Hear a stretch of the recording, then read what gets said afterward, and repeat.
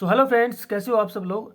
देखिए, आज मैं आपके लिए कुछ most important current affairs question लेकर आया हूँ जो अपकमिंग जितने भी एग्जाम्स हैं, चाहे वो पशु परिचर हो, चाहे आरएस का हो, चाहे पटवारी का हो, चाहे वीडियो का हो, चाहे ईओ आरओ का एग्ज़ाम हो जो मार्च में होना है, या जेएन एएन, या फिर जितने भी एग्ज़ाम्स हैं जो अपकमिंग एग्ज़ाम हैं जिनमें भी करंट अफेयर्स आएगी, उनके लिए मोस्ट इंपॉर्टेंट करंट अफेयर्स के क्वेश्चन लेकर आया हूँ। पर्टिकुलर जो पशु परिचर और जिनका आरएस का एग्ज़ाम है वो तो मेन रूप से इनको देखें। ठीक है, देखिए, इनको लेके आने का मकसद था कि मेरे पास काफ़ी इंस्टाग्राम पे मैसेज आ रहे हैं कैंडिडेट्स के कि सर करंट अफेयर्स के क्वेश्चन हमें प्रोवाइड कराइए। तो मैं कोशिश करूँगा कि जिस जब भी हो सके आपके लिए करंट अफेयर्स की वीडियो लाऊं।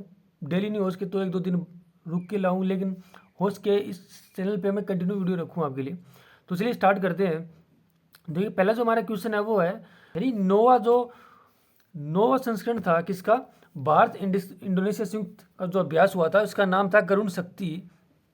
ठीक है, 2024 के अंदर वो कहाँ आयोजित किया जा रहा है। ठीक है, फिलहाल जो करंट में आयोजित किया जा रहा है वो किया जा रहा है जकार्ता इंडोनेशिया में उसका आयोजन हो रहा है। देखिए, very important most important question है ये, जो आपके जो एग्जाम्स है पर्टिकुलरली आरएस के अंदर ये पूछ सकते हैं आपसे कि नोवा भारतीय इंडोनेशिया संयुक्त अभ्यास गरुण शक्ति 2024 का आयोजन कहाँ किया जा रहा है। तो इसका आंसर होगा, वो हो जाएगा जकार्ता इंडोनेशिया में किया जा रहा है। ठीक है, तो गरुण शक्ति जो युद्ध विद्याभ्यास है, इसके बारे में पूछा कि गरुण शक्ति युद्धाभ्यास किन किन के बीच हुआ, तो इसको आप याद रखिएगा कि भारत और इंडोनेशिया के बीच हुआ था। ठीक है, नोवा कौन सा संस्करण था, तो ये नोवा संस्करण था, इसको भी याद रखिएगा आप। ठीक है, और कहाँ पर हुआ, तो जकार्ता इंडोनेशिया के अंदर ये हुआ था। ठीक है,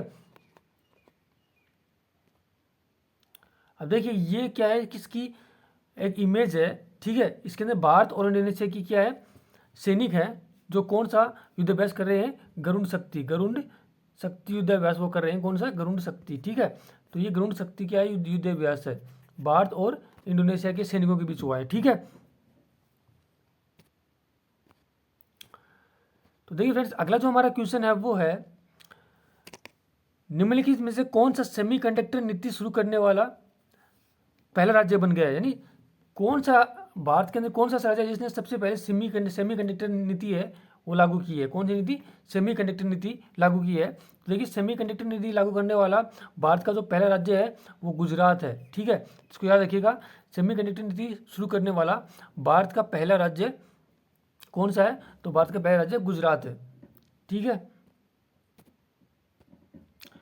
देखिए, हाल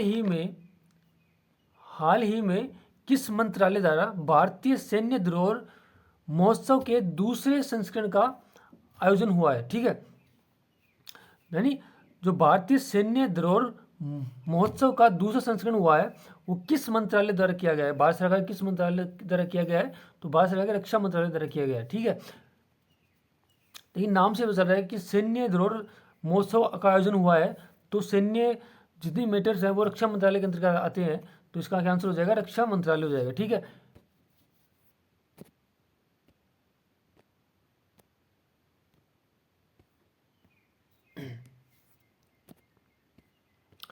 देखिए फ्रेंड्स, अगला जो हमारा क्वेश्चन है मोस्ट इंपोर्टेंट क्वेश्चन है।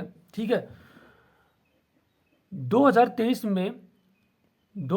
में एआई की तैयारी सूचकांक में भारत का कौन सा स्थान है, एआई यानी आर्टिफिशियल इंटेलिजेंट। ठीक है, कि तैयारी सूचकांक में भारत का कौन सा स्थान है, तो इसमें भारत का 72वां स्थान है। इसको याद रखिएगा, वेरी इंपॉर्टेंट क्वेश्चन है, बहुत महत्वपूर्ण क्वेश्चन है ये, आपके में एग्जाम में पूछा जा सकता है कि 2023 में एआई तैयारी सूचकांक में भारत का कौन सा स्थान है, तो 72वां स्थान है। ठीक है फ्रेंड्स,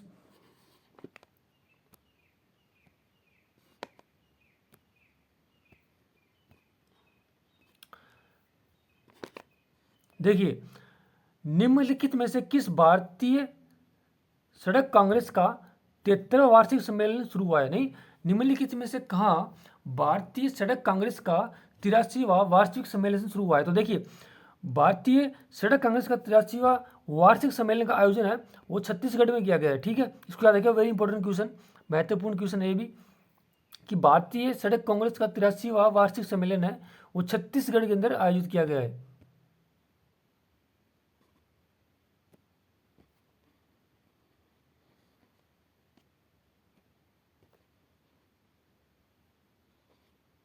ठीक है, देखिए, एक और बहुत ही महत्वपूर्ण क्वेश्चन है जो अपकमिंग एग्जाम से पूछा जा सकता है, पर्टिकुलरली आरएस के अंदर। ठीक है, क्योंकि साइंस और टेक्नोलॉजी के अंदर ये क्वेश्चन आ सकता है, आपका बन सकता है। ठीक है, तो वेरी वेरी इंपॉर्टेंट यानी मोस्ट इंपॉर्टेंट क्वेश्चन है, इसको याद रखिएगा आप। ठीक है, स्टार लगा लीजिएगा इसका, वेरी इंपॉर्टेंट क्वेश्चन है ये। ठीक है, देखिए इसरो ने अंतर्ग्रही आवास स्थितियों का अनुकरण करने के लिए भारत का पहला एनालॉग अंतरिक्ष मिशन कहाँ लॉन्च किया है। ठीक है, तो भारत का पहला एनालॉग अंतरिक्ष मिशन है, ठीक है, वो लेह लद्दाख में लॉन्च किया गया है। एक्चुअली में इसमें क्या है कि लेह लद्दाख के अंदर ही एक ऐसा एटमोसफियर बनाया जा रहा है जो ग्रह जैसा हो। ठीक है, और उसमें वही कंडीशन की जा रही है कि एक अंतरिक्ष यात्री जब दूसरे ग्रह पर जाता है तो वो कैसे सर्वाइव करेगा, तो एक ऐसा एटमोसफियर बनाया जा रहा है जिसे देख पा रहे हैं आप। ठीक है, ये है लेह लद्दाख में अंतर्राष्ट्रीय मिशन है किसका, इसरो का। ठीक है, तो लेह लद्दाख में देखिए आप देख पा रहे हो, ऐसे ही क्या होता है दूसरे ग्रहों पे किया कि वो बनाया जाता है, स्पेस सेंटर बनाया जाता है। ठीक है, तो वही एक ऐसा ही एक आर्टिफिशियल क्या किया जा रहा है, एक आर्टिफिशियल प्लेस बनाया जा रहा है। ठीक है, अंतरिक्ष यात्रियों के लिए, जहाँ पर क्या उनकी ट्रेनिंग की जाएगी ऐसे ही दूसरे ग्रहों के समान ही माहौल देकर उनको।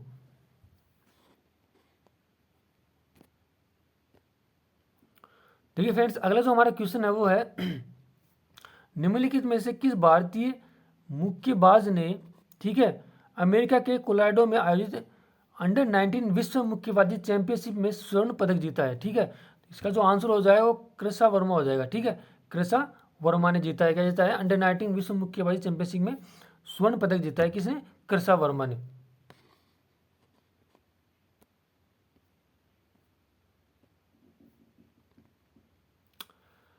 तो देखिए फ्रेंड्स, अगला हमारा एक और मोस्ट इंपोर्टेंट क्वेश्चन है, पर्टिकुलर आरएस के पॉइंट ऑफ व्यू से मैं बात करूं। ठीक है, अंतर्राष्ट्रीय श्रम संगठन की 352वीं शासी निकाय की बैठक किस शहर में आयोजित की गई है। ठीक है, तो वेरी इंपॉर्टेंट क्वेश्चन है, तो इसका आंसर जिनेवा हो जाएगा। देखिए अंतर्राष्ट्रीय श्रम संगठन जिसको हम WTO बोलते हैं, वर्ल्ड ट्रेड ऑर्गेनाइजेशन, इसका मुख्यालय कहाँ है वो पूछ सकता है, तो इसका मुख्यालय भी जिनेवा स्विट्जरलैंड के अंदर है, तो इसको आप याद रखिएगा। ठीक है, और इसकी ही अंतर्राष्ट्रीय श्रम संगठन या WTO की 352वीं क्या बैठक हुई है, तो कहाँ हुई है, वो जिनेवा स्विट्जरलैंड में ही हुई है, जहाँ पर इसका क्या है, हेड क्वार्टर है। ठीक है, कहाँ पर हुई है, जिनेवा स्विट्जरलैंड में ही हुई है, जहाँ पर क्या है, इसका हेड क्वार्टर है।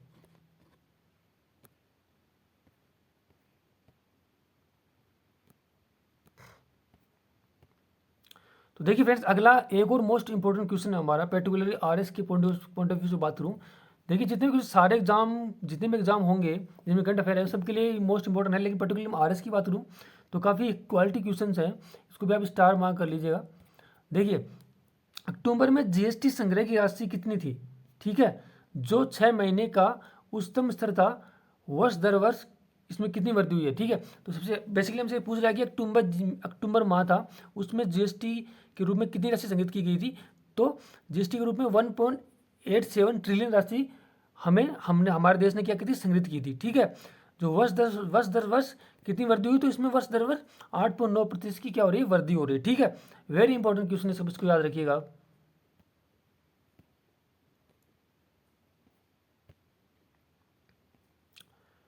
देखिए फ्रेंड्स, एक और महत्वपूर्ण क्वेश्चन, गिरधर अरमाने के पद पर भारत के रक्षा सचिव के रूप में किसे नियुक्त किया गया है, तो भारत के रक्षा सचिव के रूप में किसे नियुक्त किया गया है, राजेश कुमार सिंह को नियुक्त किया गया है। ठीक है,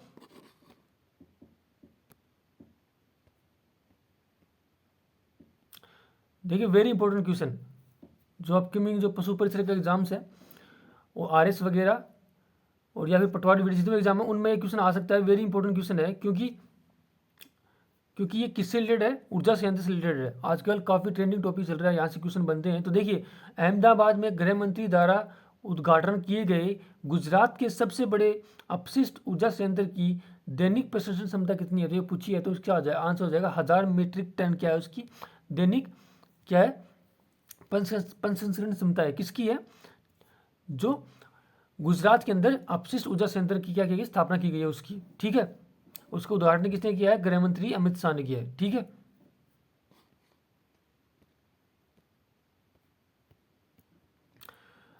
देखिए फ्रेंड्स, एक और इंपॉर्टेंट क्वेश्चन है, भारतीय वायुसेना द्वारा एयर ऑफिस इंचार्ज मेंटेनेंस का पद किसने ग्रहण किया है, तो इसका जो आंसर हो जाएगा, इसका जो आंसर होगा वो हो जाएगा एयर मार्शल अजय कुमार अरोड़ा ने क्या किया है, एयर ऑफिसर इंचार्ज मेंटेनेंस का पद भार ग्रहण किया है। ठीक है,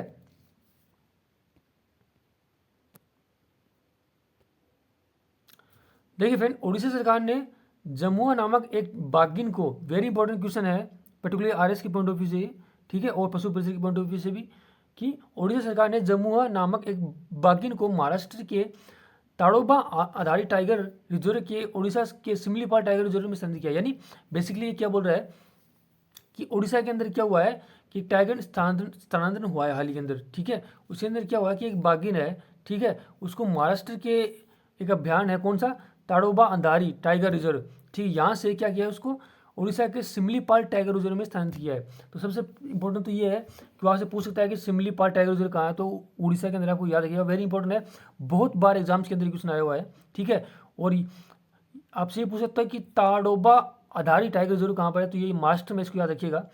ठीक है, अब देखिए उड़ीसा के बारे में कुछ और इंपॉर्टेंट चीज़ें देखते हैं। तो उड़ीसा के जो मुख्यमंत्री कौन है, मोहन चरण मांझी है, जो बीजेपी के हैं। ठीक है, और राज्यपाल कौन से, उड़ीसा राज्यपाल कौन, उड़ीसा के रघुवर दास राज्यपाल है उड़ीसा के। ठीक है, टाइगर रिजर्व कौन कौन से हैं, ठीक है, तो Similipal tiger reserve very important, बहुत बार एग्जाम में आया हुआ है।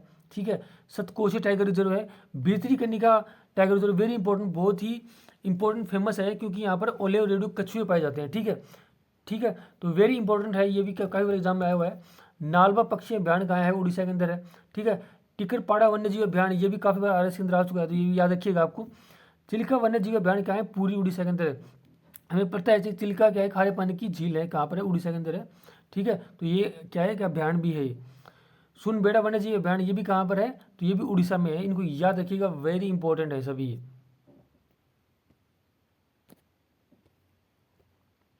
देखिए अभी हाल ही में क्या है कि केंद्र सरकार ने एक नई योजना लॉन्च की है, जिसका नाम है पीएम विद्यालक्ष्मी योजना। पीएम विद्यालक्ष्मी योजना लॉन्च की गई है, पीएम विद्यालक्ष्मी योजना। ठीक है, तो देखिए इस योजना के बारे में थोड़ी बात करते हैं। देखिए पीएम विद्यालक्ष्मी योजना क्या है कि मंत्रिमंडल ने पीएम विद्यालक्ष्मी योजना को मंजूरी दी है।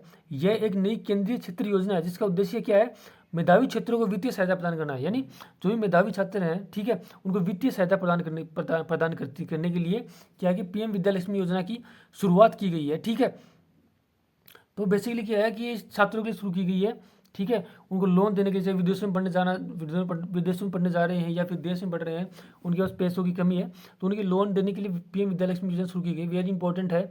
इससे अपकमिंग एग्जाम में क्वेश्चन पूछे जा सकते हैं। देखिए इसके अंदर क्या होगा, मुख्य विशेषता क्या है इसकी, ठीक है, उसकी गारंटी भी क्या केंद्र सरकार देगी। ठीक है, इसमें क्या है, देश के शीर्ष 860 गुणवत्तापूर्ण शिक्षण संस्थानों में प्रवेश पाने के लिए मेधावी छात्रों को शिक्षा ऋण के विस्तार से हर साल 22 लाख से अधिक छात्र इसके दायरे में आएंगे। यानी 22 लाख छात्रों को लगभग क्या है, इसका बेनिफिट दिया जाएगा।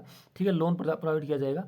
और क्या है कि 7.5 लाख रुपए तक की ऋण राशि पर भारत सरकार द्वारा, यानी जो 7.5 लाख रुपए का लोन लेगा उस पर 75% क्रेडिट गारंटी कौन देगी, भारत सरकार देगी। ठीक है, तो वेरी इंपॉर्टेंट है, इसको याद रखिएगा।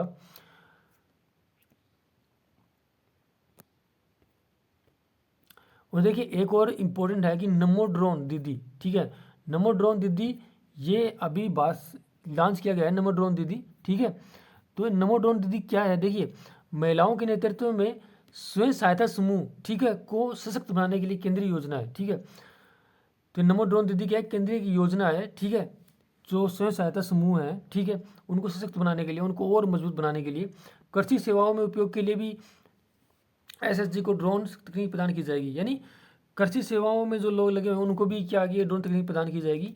और कृषि उद्देश्य की पूर्ति के लिए 2023-24 से 2025-26 के दौरान 15,000 महिलाओं को एसएचजी किराए की सेवाएं प्रदान करने हेतु ड्रोन उपलब्ध कराया।